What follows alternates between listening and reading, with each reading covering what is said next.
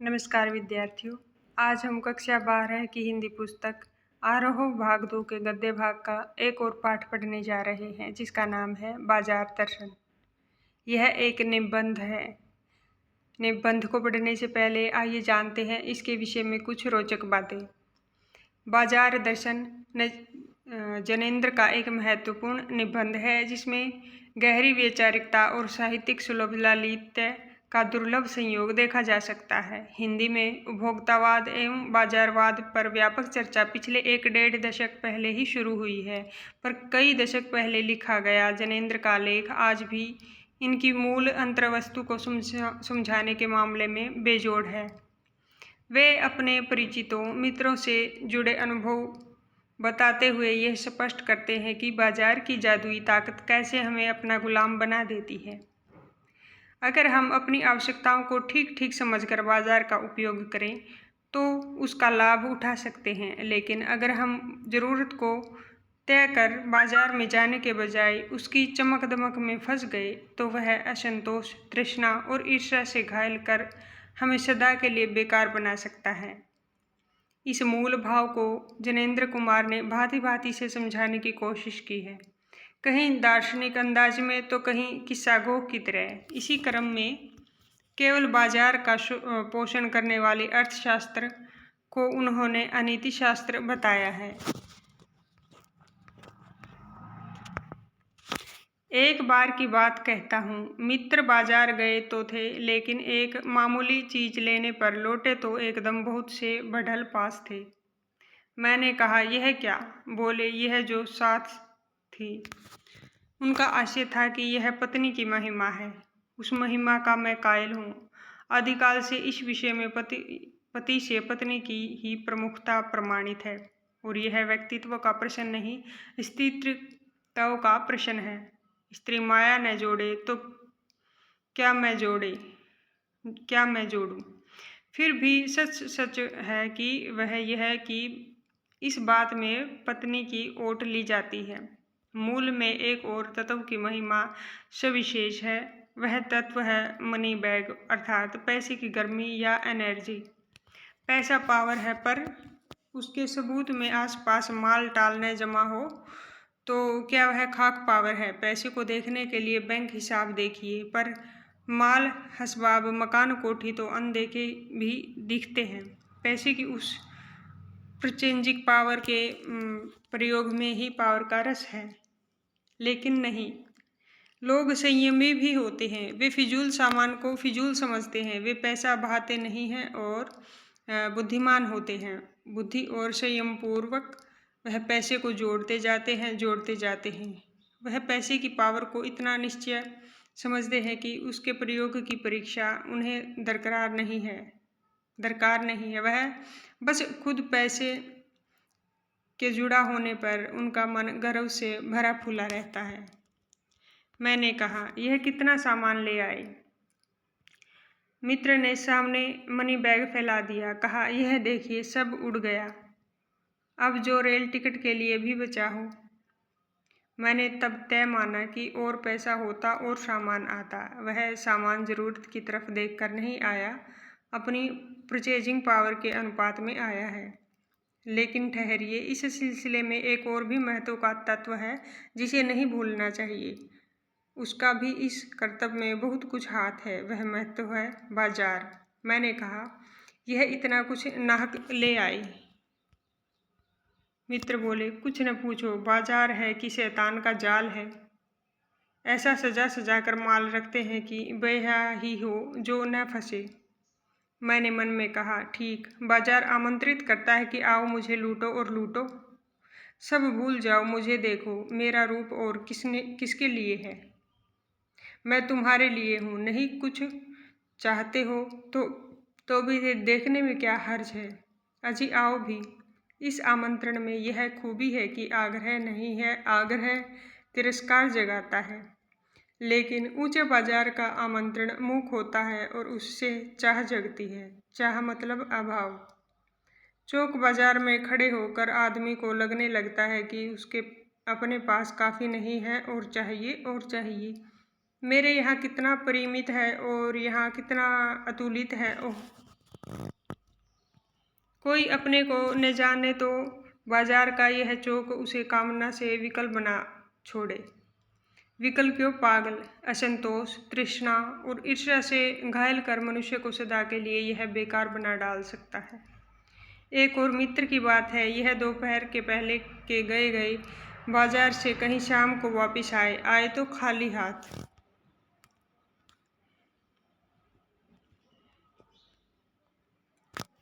मैंने पूछा, कहाँ रहे? बोले, बाजार देखते रहे। मैंने कहा, बाजार को देखते क्या रहे? बोले, क्यों? बाजार। तब मैंने कहा, लाए तो कुछ नहीं। बोले, हाँ, पर यह समझ न आता था कि न लूँ तो क्या। सभी कुछ तो लेने को जी चाहता था। कुछ लेने का मतलब था शेष सब कुछ को छोड़ देना, पर मैं कुछ भी नहीं छोड़ना चाहता था, इससे मैं कुछ भी नहीं ले सका।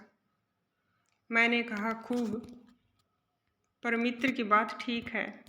अगर ठीक पता नहीं है कि क्या चाहते हो तो सब और की चाह तुम्हें घेर लेगी और जब परिणाम त्रास ही होगा, गति नहीं होगी न कर्म। बाजार में एक जादू है, वह जादू आँख की राह काम करता है। वह रूप का जादू है, पर जैसे चुंबक का जादू लोहे पर ही चलता है, वैसे ही इस जादू की भी मर्यादा है। जेब भरी हो और मन खाली हो, ऐसी हालत में जादू का असर खूब होता है। जेब खाली पर मन भरा न हो तो भी जादू चल जाएगा। मन खाली है तो बाजार के अनेकानेक चीज़ों का निमंत्रण उस तक पहुंच जाएगा। कहीं हुई उस वक्त जेब भरी, तब तो फिर वह मन किसकी मानने वाला है। मालूम होता है यह भी लूँ वह भी लूँ, सभी सामान जरूरी और आराम को बढ़ाने वाला मालूम होता है, पर यह सब जादू का असर है। जादू की सवारी उतरी कि पता चलता है कि फैंसी चीज़ों की बहुतायत आराम में मदद नहीं करती, बल्कि खलल ही डालती है। थोड़ी देर को स्वाभिमान को जरूर सेंक मिलता है, पर इससे अभिमान की गिल्टी की और खुराक ही मिलती है। जड़क रेशमी डायरी की हो तो रेशम के स्पर्श के मुलायम के कारण कहाँ वह कम जकड़ होगी। पर उस जादू की जकड़ से बचने का एक सीधा सा उपाय है। वह यह है कि बाजार जाओ तो खाली मन न हो, पर खाली हो तब बाजार न जाओ। कहते हैं लू में जाना हो तो पानी पीकर जाना चाहिए। पानी भीतर हो, लू का लूपन व्यर्थ हो जाता है। मन लक्ष्य में भरा हो तो बाजार भी फैला का फैला ही रह जाएगा। तब वह घाव बिल्कुल नहीं दे सकेगा, बल्कि कुछ आनंद ही देगा। जब बाजार तुमसे कृतार्थ होगा, क्योंकि तुम कुछ न कुछ सच्चा लाभ उसे दोगे। बाजार की असली कृतार्थता है आवश्यकता के समय काम आना। यहाँ एक अंतर चिन्ह लेना बहुत जरूरी है। मन खाली नहीं रहना चाहिए, इसका मतलब यह नहीं है कि वह मन बंद रहना चाहिए। जो बंद हो जाएगा वह शून्य हो जाएगा। शून्य होने का अधिकार बस परमात्मा का है, जो सनातन भाव से संपूर्ण है। शेष सब अपूर्ण है, इससे मन बंध नहीं रह सकता। सब इच्छाओं का निरोध कर लोगे यह झूठ है, और अगर इच्छा निरोध तपह का ऐसा ही नकारात्मक अर्थ हो तो वह तप झूठ है। वैसे तप की राह रेगिस्तान को जाती होगी, मोक्ष की राह वह नहीं है। ठाठ देकर मन को बंद कर रखना जड़ता है। लोभ का यह जीतना नहीं है कि जहाँ लोभ होता है यानी मन में, वहाँ नकार हो। यह तो लोभ की ही जीत है और आदमी की हार। आँख अपनी फोड़ डाली तब लोभनीय के दर्शन से बचे तो क्या हुआ। ऐसे क्या लोभ मिट जाएगा? और कौन कहता कि आँख फूटने पर रूप दिखना बंद हो जाएगा? क्या आँख बंद करके ही हम सपने नहीं लेते हैं? और वे सपने क्या चैन भंग नहीं करते हैं? इससे मन को बंद कर डालने की कोशिश तो अच्छी नहीं। वह अकारत है, यह तो हठ वाला योग है। शायद हठ ही हठ है, योग नहीं है। इससे मन कृश भले हो जाए और पीला और अशक्त जैसे विद्वान का ज्ञान। वह मुक्त ऐसे नहीं होता, इससे वह व्याप्त की जगह संकीर्ण और विराट की जगह क्षुद्र होता है। इसलिए उसका रोम रोम मूंद कर बंद तो मन को करना नहीं चाहिए। वह मन पूर्ण कब है? हम में पूर्णता होती तो परमात्मा से अभिन्न हम महाशून्य ही न होते। अपूर्ण है, इसी से हम हैं। सच्चा ज्ञान सदा इसी अपूर्णता के बोध को हम में गहरा करता है। सच्चा कर्म सदा इस अपूर्णता की स्वीकृति के साथ होता है। अतः उपाय कोई वही हो सकता है जो बलात् मन को रोकने को न कहे, जो मन को भी इसलिए सुने क्योंकि वह अप्रयोजनीय रूप में हमें नहीं प्राप्त हुआ है। हाँ, मन मानेपन की छूट मन को न हो, क्योंकि वह अखिल का अंग है, खुद कुल नहीं है। पड़ोस में एक महानुभव रहते हैं जिनको लोग भक्त जी कहते हैं। चूर्ण बेचते हैं। यह काम करते जाने उन्हें कितने वर्ष हो गए हैं, लेकिन किसी एक भी दिन चूर्ण से उन्होंने 6 आने पैसे से ज़्यादा नहीं कमाए। चूर्ण उनका आसपास सरनाम है और खुद खूब लोकप्रिय है। कहीं व्यवसाय का गुर पकड़ लेते और उस पर चलते तो आज खुशहाल क्या मालामाल होते। क्या कुछ उनके पास न होता। इधर 10 वर्षों से मैं देख रहा हूँ, उनका चूर्ण हाथों हाथ बिक जाता है, पर वह न उसे थोक देते हैं न व्यापारियों को बेचते हैं। पेशगी ऑर्डर कोई नहीं लेते। बंधे वक्त पर अपने चूर्ण की पेटी लेकर घर से बाहर हुए नहीं कि देखते देखते 6 आने की कमाई उनकी हो जाती है। लोग उनका चूर्ण लेने को उत्सुक जो रहते हैं। चूर्ण से भी अधिक शायद वह भक्त जी के प्रति अपनी सद्भावना का दे देने को उत्सुक रहते हैं। पर 6 आने पूरे हुए नहीं कि भक्त जी बाकी चूर्ण बालकों को मुफ्त बांट देते हैं। कभी ऐसा नहीं हुआ कि कोई उन्हें 25वां पैसा भी दे सके। कभी चूर्ण में लापरवाही नहीं हुई है और कभी रोग होता भी मैंने उन्हें नहीं देखा है। और तो नहीं, लेकिन इतना मुझे निश्चय मालूम होता है कि इन चूर्ण वाले भक्त जी पर बाजार का जादू नहीं चल सकता। कहीं आप भूल न कर बैठिएगा। इन पंक्तियों को लिखने वाला मैं चूर्ण नहीं बेचता हूँ, जी नहीं। ऐसी हल्की बात भी न सोचिएगा। यह समझिएगा कि लेख के किसी भी मान्य पाठक से उस चूर्ण वाले को श्रेष्ठ बताने की मैं हिम्मत कर सकता हूँ। क्या जाने उस भोले आदमी को अक्षर ज्ञान तक भी है या नहीं, और बड़ी बातें तो उसे मालूम क्या होंगी, और हम आप न जाने कितनी बड़ी बड़ी बातें जानते हैं। इससे यह तो हो सकता है कि वह चूर्ण वाला भक्त हम लोगों के सामने एकदम नाचीज आदमी है। लेकिन आप पाठकों की विद्वान श्रेणी का सदस्य होकर भी मैं यह स्वीकार नहीं करना चाहता हूँ कि उस अपदार्थ प्राणी को वह प्राप्त है जो हम में से बहुत कम को शायद प्राप्त है। उस पर बाजार का जादू वार नहीं कर पाता। माल बिछा रहता है और उसका मन अडिग रहता है। पैसा उससे आगे होकर भीख तक मांगता है कि मुझे लो, लेकिन उसके मन में पैसे पर दया नहीं समाती। वह निर्मम व्यक्ति पैसों को अपने आहत गर्व में बिलखता ही छोड़ देता है। ऐसे आदमी के आगे क्या पैसे की व्यंग शक्ति कुछ भी चलती होगी? क्या वह शक्ति कुंठित रहकर सलज्ज ही न होती जाती होगी? पैसे की व्यंग शक्ति ही सुनिए, वह दारुण है। मैं पैदल चल रहा हूँ कि पास ही धूल उड़ाती निकल गई मोटर। वह क्या निकली, मेरे कलेजे को कौंधती एक कठिन व्यंग की लीक ही आर से पार हो गई। जैसे किसी ने आंखों में उंगली देकर दिखा दिया हो कि देखो, उसका नाम है मोटर और तुम उससे वंचित हो। यह मुझे अपनी ऐसी विडंबना मालूम होती है कि बस पूछिए नहीं। मैं सोचने को आता हूँ कि हाय, ये ही माँ बाप रह गए थे जिनके यहाँ मैं जन्म लेने को था। क्यों न मैं मोटर वालों को यहाँ हुआ। उस व्यंग्य में इतनी शक्ति है कि जरा में मुझे अपने सगों के प्रति कृतघ्न कर सकती है। लेकिन क्या लोक वैभव की यह व्यंग्य शक्ति उस चूर्ण वाले अकिंचितकर मनुष्य के आगे चूर चूर होकर ही नहीं रह जाती? चूर चूर क्यों, कहो पानी पानी। तो वह क्या बल है जो इस तीखे व्यंग्य के आगे ही अजय ही नहीं रहता, बल्कि मानो उस व्यंग्य की क्रूरता को ही पिघला देता है।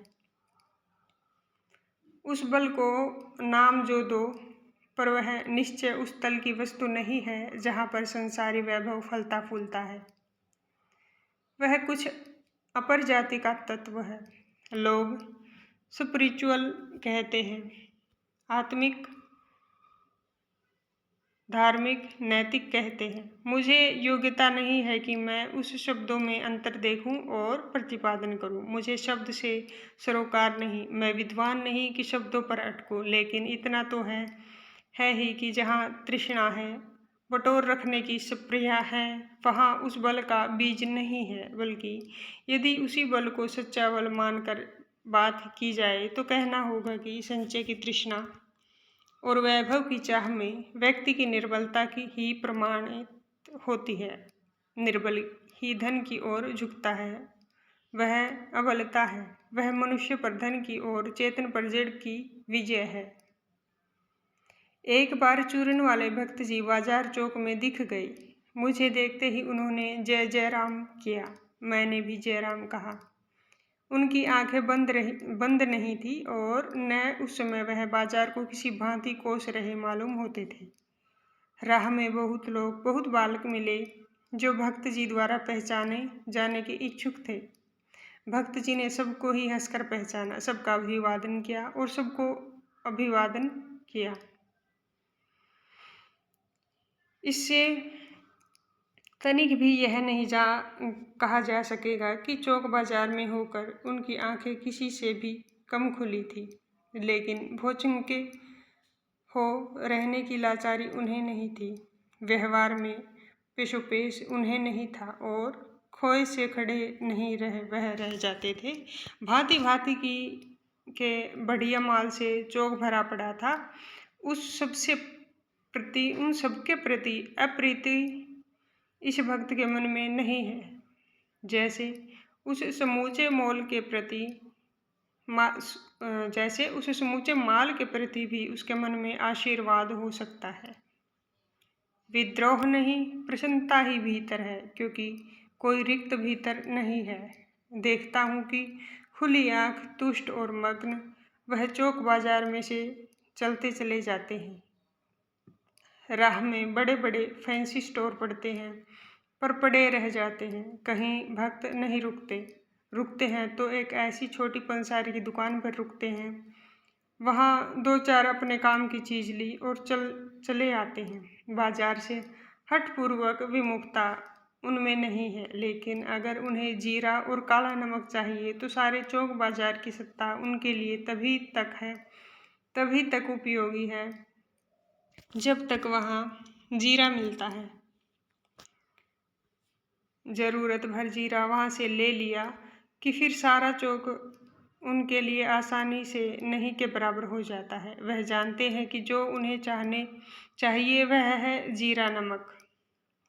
बस इस निश्चित प्रीति के बल पर शेष सब चांदनी चौक का आमंत्रण उन पर व्यर्थ होकर बिखरा रहता है। चौक की चांदनी दाएं बाएं भूखी की भूखी फैली रह जाती है, क्योंकि भक्त जी को जीरा चाहिए। वह तो कोने वाली पंसारी की दुकान से मिल जाता है और वहां से सहज भाव में ले लिया जाता है। इसके आगे आसपास अगर चांदनी बिछी रहती है तो बड़ी खुशी से बिछी रहे। भक्त जी से बेचारी का कल्याण ही चाहते हैं। यहाँ मुझे ज्ञात होता है कि बाजार को सार्थकता भी वही मनुष्य देता है जो जानता है कि वह क्या चाहता है और जो नहीं जानते कि वे क्या चाहते हैं। अपनी परचेजिंग पावर के गर्व में अपने पैसे से केवल एक विनाशक शक्ति, शैतानी शक्ति, व्यंग्य की शक्ति ही बाजार को देते हैं। न तो वे बाजार से लाभ उठा सकते हैं, न उस बाजार को सच्चा लाभ दे सकते हैं। वे लोग बाजार का बाजारूपन बढ़ाते हैं, जिसका मतलब है कि कपट बढ़ाते हैं। कपट की बढ़ती का अर्थ परस्पर में सद्भाव की घटी। इस सद्भाव के ह्रास पर आदमी आपस में भाई भाई और सुहृदय और पड़ोसी फिर रह ही नहीं जाते और आपस में कोरे ग्राहक और बेचक की तरह व्यवहार करते हैं, मानो दोनों एक दूसरे को ठगने की घात में हो। एक ही हानि में दूसरे का अपना लाभ दिखता है और यह बाजार का बल्कि इतिहास का सत्य माना जाता है। ऐसे बाजार को बीच में लेकर लोगों में आवश्यकताओं का आदान प्रदान नहीं होता, बल्कि शोषण होने लगता है। तब कपट सफल होता है, निष्कपट शिकार होता है। ऐसे बाजार मानवता के लिए विडंबना है और जो ऐसे बाजार का पोषण करता है, जो उसका शास्त्र बना हुआ है, वह अर्थशास्त्र सरासर औंधा है। वह मायावी शास्त्र है, वह अर्थशास्त्र अनीति शास्त्र है। अगर आपको ये पाठ अच्छा लगा तो वीडियो को लाइक और शेयर करना और चैनल को सब्सक्राइब करना। धन्यवाद। मिलते हैं नेक्स्ट वीडियो में।